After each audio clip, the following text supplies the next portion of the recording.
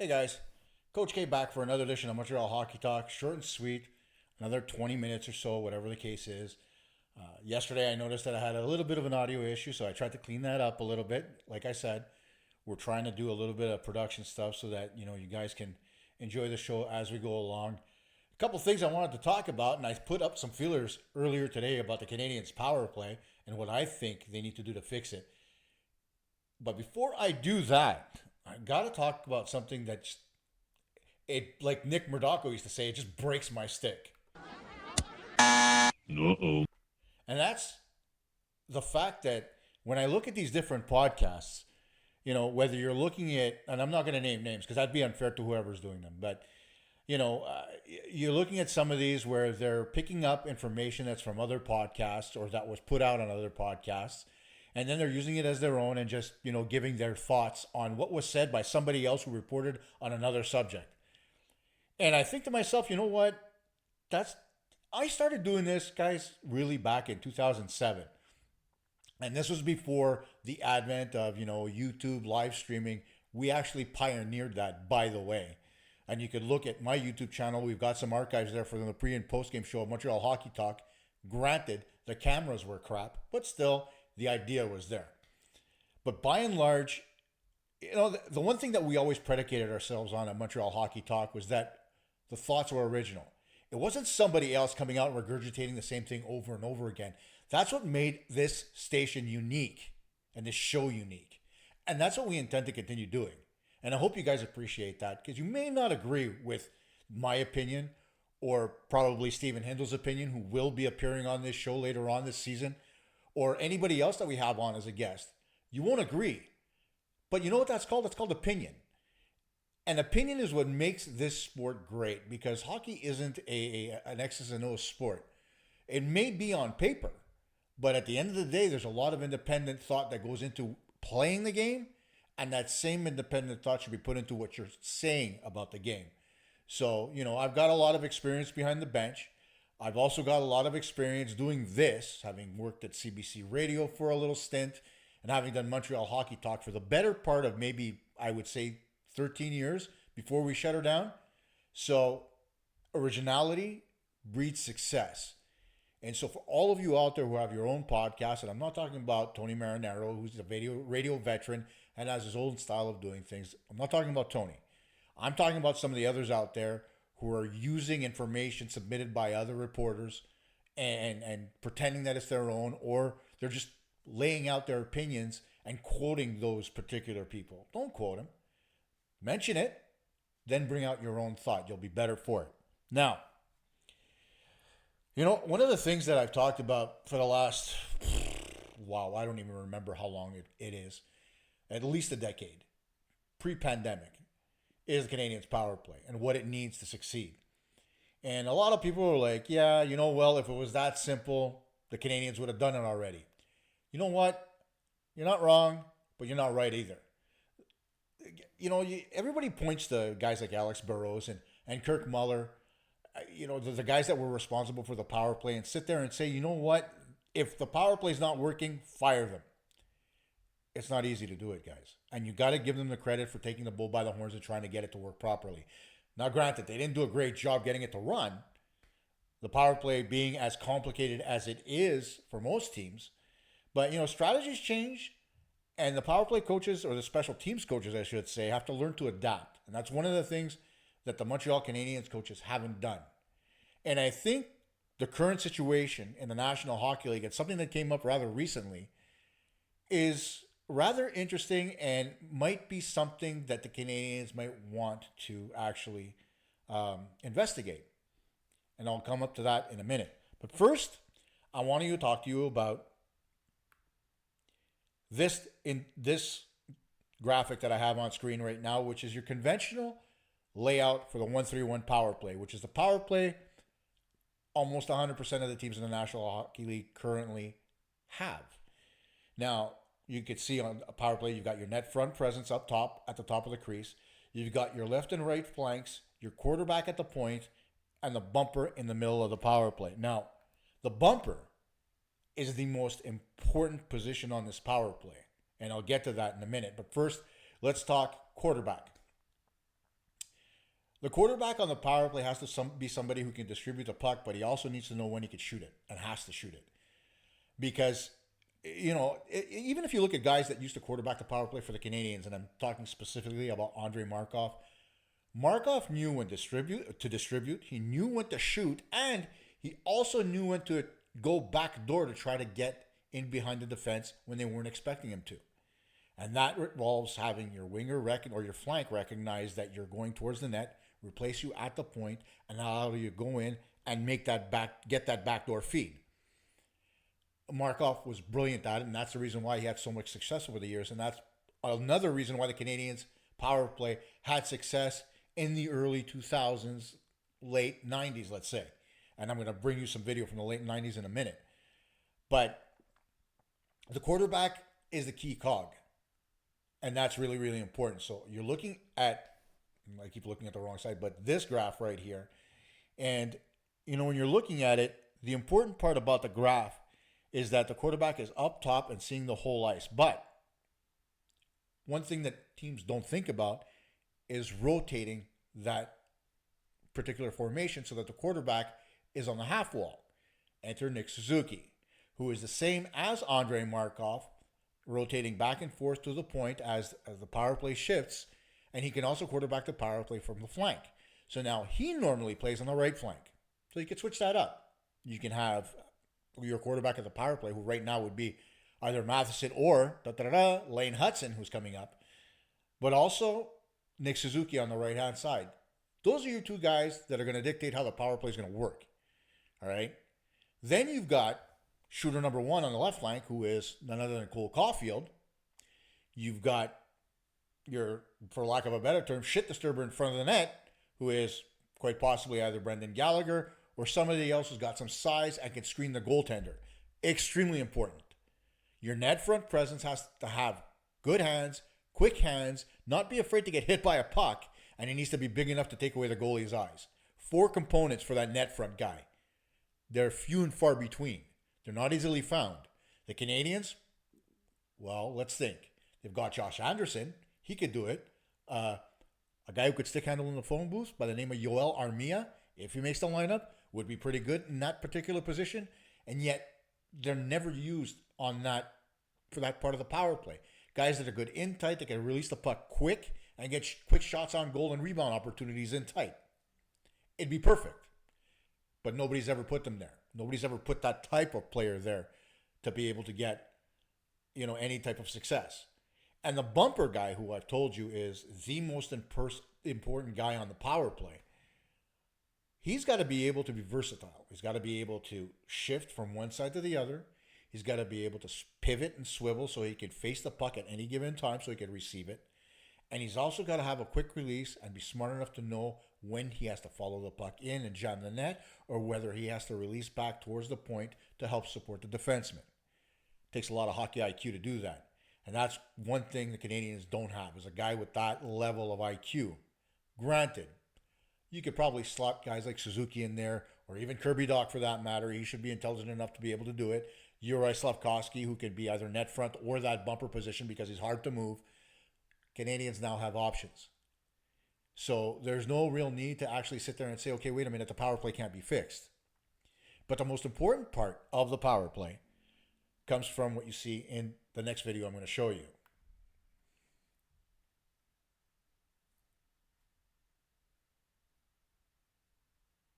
Notice Mark Recchi on that power play, by the way, guys.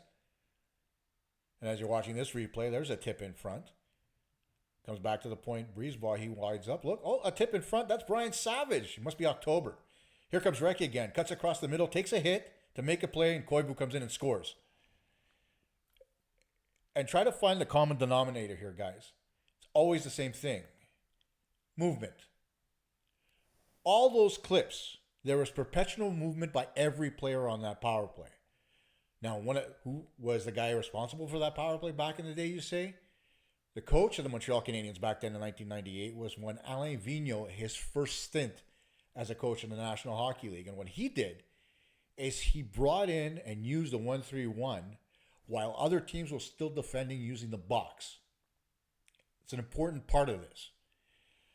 The box was used primarily as the defensive strategy against an overload power play or an umbrella where you had three guys up top, excuse me, and two guys down low. Or you shifted side to side with two guys on the point, two guys off to the side, one guy at net front. And so that box could expand and contract so that you can cover more ice and limit the amount of odd man opportunities that are on the power play. Because after all, that's the point of any power play, is to be able to create odd man opportunities, small area 2-on-1s to be more exact, so that you can gain an advantage over your opponent and get a clean scoring opportunity. Now, if you watch that video, the one thing you notice is none of those goals were scored on clean opportunities. They were either scored on tips or screens or cross ice passes so that there was movement in the goaltending. And if you look, the guys weren't that far apart. They were relatively close. Brisebois shot from the point, didn't go towards the net or off to the side, and went through the slot to Brian Savage, who was in front, who tipped it on goal and got it in. When Recchi cut in towards the middle, okay, what happened was he got hit, lost the puck. Koivu came in and supporting him, made one move, and then quickly shot it before the goaltender could get set. Those were all important pieces. Going east-west on the power play, being in perpetual movement. And now I'm not talking about one or two guys. I'm talking about everybody. So there's no real stagnant person on the ice with the exception of your one shooter. That, for the Montreal Canadiens, would be Cole Caulfield. He'd always be on the same side of the ice. But you basically have four guys in perpetual motion moving up and down the zone. That includes the point. Because as a power play shifts left to right, you may want to bring Suzuki up top. And depending on what hand your shooter is, whether it's Elaine Hudson, who's a lefty, he could be a one-time option off the right flank, or it could be a Mike Matheson, who could be the same thing. And Matheson at the same time could also skip down the left flank, have Caulfield come back to replace him, and come down back door like Markov used to do. There's all kinds of options in the power play. There has to be creativity, and there has to be a level of hockey IQ with the players you have on the ice. Previously to what we see now and what's being built in Montreal, there weren't a lot of players on the ice that had that hockey IQ. And hockey IQ is a term you've heard from analysts like Pierre Maguire. You hear it from guys like Craig Button, a former NHL GM. You've heard it from guys like Brian Burke, guys that have been in the league a long time. And hockey IQ is that one tangent that you can't quantify with analytics. You're not going to see it in points produced. Wayne Gretzky had a massive hockey IQ, produced points on the ice, but whenever he did something on the ice, he did it to create opportunity for the players that were on the same line as him. If there was no Wayne Gretzky, there'd be no Jari Kurri in the Hall of Fame. If there was no Wayne Gretzky, there'd be no Esa Tikkanen in the Hall of Fame. If there was no Wayne Gretzky, there'd be no Mark Messier in the Hall of Fame. You see where I'm going at. All these guys learned to play the game at the side of the greatest player to ever play the game. Mario Lemieux learned to play the game by watching Wayne Gretzky. And now Lemieux had size and speed to go with it, which is something Gretzky didn't have, which made him a better player, albeit, because of his back injuries and his cancer, it limited his ability to play. But you get what I'm saying, in the sense that Joe Sakic, another guy with massive hockey IQ, he proved that in the 2002 Olympics with that play he made at center, leaving the puck go through.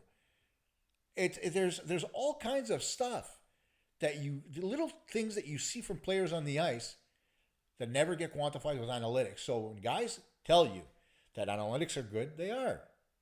When the guys tell you you got to be able to watch the game to understand players, they're right. But the best thing that you can do when you're trying to rebuild a power play is take both and merge them together. You take both the analytics and your hockey IQ and you say to yourself, you know what, guys? I'm going to put the best 5 players I have, or the best 10 if you're looking at 2 units, and I'm going to put them together on power play units to try to help each other, to be better on the ice, and to be intelligent enough to be able not only to see what the play is dictating, but to understand what their teammates are doing so they can put themselves in positions to score. It's the most important part of any power play. And so I could have all the diagrams in the world like this. Oops, independent thought, look out. I could have diagrams like this, but at the end of the day, All those diagrams mean nothing if you can't understand them, you don't see what your other teammates are doing on the ice. It's like a radio show. If you can't feed off of what somebody else is telling you and be able to come back with a retort, you're nothing better than a fly on the wall just watching the show. You got to be able to react. You got to be able to read the room, react, and be able to form an opinion and rebut and come back and talk. The same way I'm doing now as I'm looking at you through the camera. I'm not talking to myself. I'm talking to you. Well, technically I'm talking to myself, but whatever. The whole idea is that teams are teams. And the idea behind the team is that you have other players with you that you're going to have to share not only what you're thinking, but they're going to have to share what they're thinking so that you have a cohesive unit that can play as one. That's what you look at when you call chemistry on the ice, and that's the most key component to the power play is chemistry. If the 5 players on your power play unit don't have chemistry, switch it up. Don't think twice. Don't feel sorry for them. They may have the hockey IQ. They may have the ability, but if they don't understand each other, you're done. If players don't communicate with each other on a power play unit, you're done. You see it all the time when you're watching games right from home. What happens? The guys come off the bench. They start talking to each other. They crack out the iPad now and they look at the replays because the video guys are just so quick. They watch the replays, and then as they're watching, they're pointing things out to themselves so that the next time they go out on the ice, they try to predict what the other team's going to do defensively, and they try to gain an advantage. And the last thing about the power play is you got to learn to break the diamond, which is, what is it? It's the box turned sideways. Okay, and I mentioned the box before being the way to defend the overload or the umbrella power play. Well, the diamond is actually the perfect defense against the 1-3-1 because at the end of the day, your 1-3-1, as shown here, is a diamond. All the guys are lined up in a diamond formation. So you do the same thing defensively, and lo and behold, you're able to defend the other team rather easily. The only person that you leave alone because you're cutting off passing lanes is the bumper in the middle. So that's why movement is so important. But the idea is, even if you're in a 1-3-1, you have to be able to shift your power play either left or right to force the other team to move. And whether it's bringing the guys up and down the flank, or whether it's moving the defenseman to one side and bringing the flank up to the point and cutting back down like Nick Suzuki does all the time, it's very important to know how the diamond works defensively. And the teams do that through video. They watch all the time. They make sure that they see the tendencies that certain players have when they're covering. Do they overcommit to one side? Do they try to pressure the puck very quickly? Because, if somebody tries to pressure Matheson, let's say, as an example, at the point with the puck, right? What can happen? Matheson can put the puck out to the flank, step around the forechecker, and get into the bumper position. Bumper can release and go back to the point. So what you do is you take your diamond and you crush it. You force it to collapse. It opens up the point for a shot, and it creates a cluster of screens in front of the goaltender. And after all, again, if I show you the video and you're watching the video again, all you see, watch as Malahoff has it, he fires towards the net. Oh, look at that. All kinds of people in front. That's the key issue. Everybody in front has to take the eyes away from the goaltender. John Cena, you can't see me. You take the goalie's eyes away, he can't stop the puck. They play percentages, right? You see it all the time. Goalies sit there, they get into their butterfly, can't see the puck. Oh, let me just sit here and let it hit me. Well, if you move the puck to the side and he doesn't see it because of your screen, you're basically shooting at an open net. Finally, one last thing about the power play. And this is paramount. It's the most important part. And it's something that the Canadiens do very often. And it's something that everybody, fans, analysts, coaches, everybody absolutely hates. And it's called missing the net. Let me show you that video again one more time. Take a look at it. It's not overpowering. Oh, let me get a quick shot on goal. Nothing fancy. Not trying to pick a corner, just towards the net. Here it comes again. Puck towards the net, deflected in front, goal. Puck's off the ice maybe a few inches. Here it comes. Oh, look at the tip. Oh, Puck's not off the ice. Here comes Recchi. Across. Boom. Koivu, move. Quick shot. Goalie's not set. Those are the things that are so important. There's nothing to the shots. You're not trying to pick a corner. And granted, the goalies now are better than the guys back in the 90s, but it's still the same idea. If you get the goalie to move as he's not set, you open up the 5 hole, you open up the 7 hole, you open up high because you force him to go into the butterfly. He's going to go down to try to move side to side. He's going to open up between the legs. He's going to open up because every goalie has to lead his movement with his stick. That's how he's taught. And you'll see that. Goalies go right to left. Stick goes first. Goaltender follows. Why? It closes up the 5 hole. That's how they're taught. So he moves the stick. He opens up the 7 hole. And so those opportunities don't come because you're looking to shoot at the top corner. Last I looked, my armpit, any goalie's armpit, will not be at the top corner of the net when they're in the butterfly. So just get the shots on goal. Stop hitting the board. Stop hitting the glass. Stop having it rim around and coming all the way back out the center and having to reset and re-enter the zone. Put it on the goal. What's the worst thing that's going to happen? The goalie's going to make a save. The puck's going to go to the side. You're going to have to retrieve it again and set up. Ooh, I'm sorry. You can't do that. You have to score on the best shot. And that's been the modus operandi of this power play for decades. We have to get the perfect shot so we don't shoot until we get the perfect shot. Let it rip. It doesn't matter.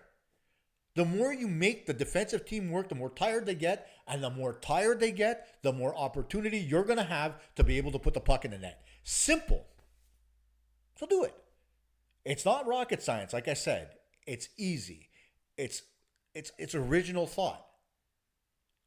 It's not something that's been out there and has to be rewritten time and time again. If you don't hit the net, you don't score. Duh. Newsflash. If you don't move the goaltender, he's going to be standing there in his butterfly. He's going to be able to stop the puck. If you don't screen the goaltender and he can't see the puck, he's going to be able to stop everything he sees. You've heard that a million times over the years. He can't stop what he can't see. Exactly. So take his eyes away. And the last thing, always be in perpetual movement. You do that, the goalie's got to move all the time. The diamond has to move all the time. Defensively, they're going to get out of position. You're going to tire them out faster. And what happens?